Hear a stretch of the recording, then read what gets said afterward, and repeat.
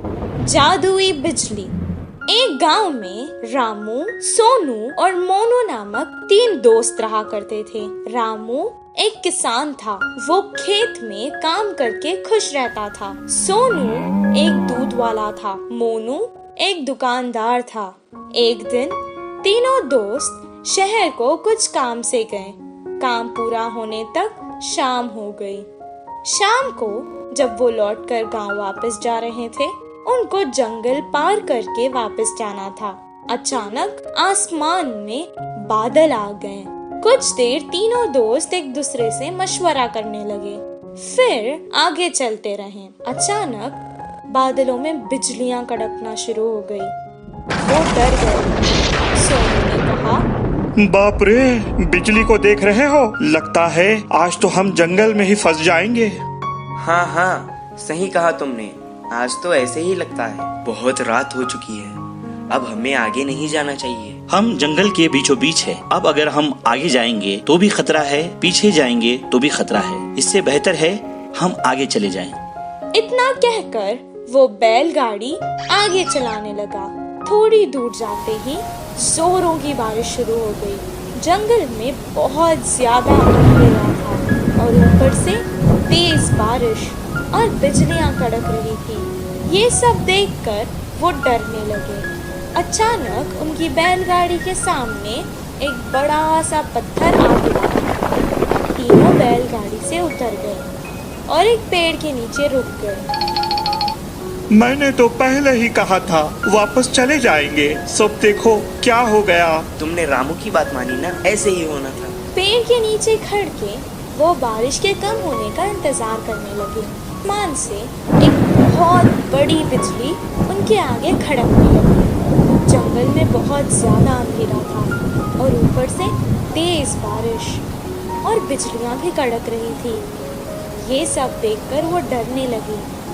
उन्हें समझ आ गया था कि ये सब कुछ किसी दुर्घटना की ओर इशारा है।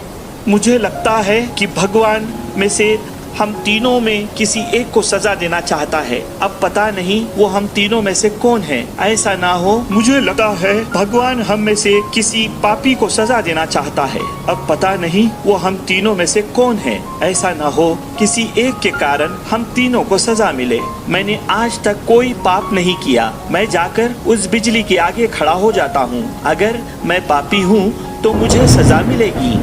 जैसा उसने कहा था उसे कुछ नहीं हुआ। वो वापस पेड़ के नीचे आकर खड़ गया। मोनू भी अपने मन में सोचने लगा, उसने तो कभी कोई पाप नहीं किया था। सोनू की तरह वो भी बिजली के आगे खड़ गया। उसे भी कुछ नहीं हुआ। अब रामू की बारी थी।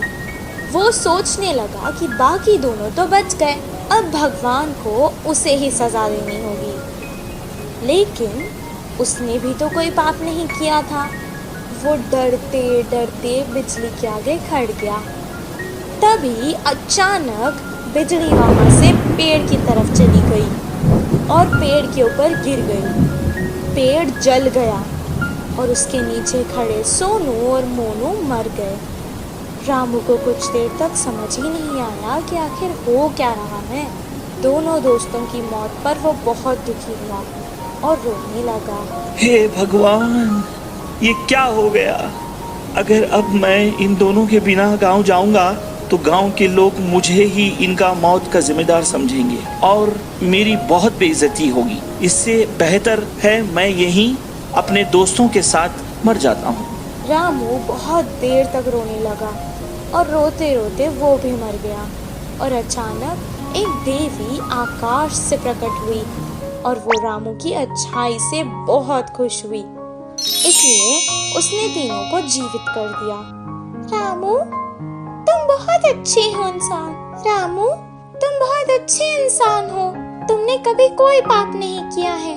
और तुम्हारे ये दोस्त सोनू, ये जो दूध बेचता था उसमें पानी मिलाया करता था और दूध को बहुत महंगे दाम पर बेचता था। तुम्हारा ये दोस्त मोनू, ये जो व्यापार करता था, ये दुकान के सामान में मिलावट करता था और बहुत महंगे दाम पर बेचता था। तुम ही बताओ, क्या ये पाप नहीं? पर तुम बहुत अच्छे हो, सबकी मदद करते हो। तुमने ऐसे पापियों के लिए अपनी जान दे दी। मुझे अच्छा लगा। अब मैंने खुश होकर तुम तीनों को जीवित कर दिया है। सोनू, मोनू, तुम्हारी जिंदगी का कारण आज रामू है। अपने पाप छोड़ दो और अच्छे इंसान बन जाओ। सोनू मोनू ने अपनी गलती का पश्चाताप किया और अपने आप से वादा कर लिया कि अब वो कोई पाप नहीं करेंगे, और रामू जैसा अच्छा दोस्त पाकर वो बहुत खुश हुए। तीनों बैलगाड़ी में बैठकर वापस गांव आ गए। अगले ही दिन से वो अपने अपने काम पर लग गए। सोनू अब दूध में पानी बहुत कम मिलाता था और मोनू सही दाम पर सही तोलकर बिना मिलावट वाला सामान बेचता था। इस कहानी से हमें ये शिक्षा मिलती है कि अगर हम अच्छा करेंगे तो हमारे साथ अच्छा ही होगा।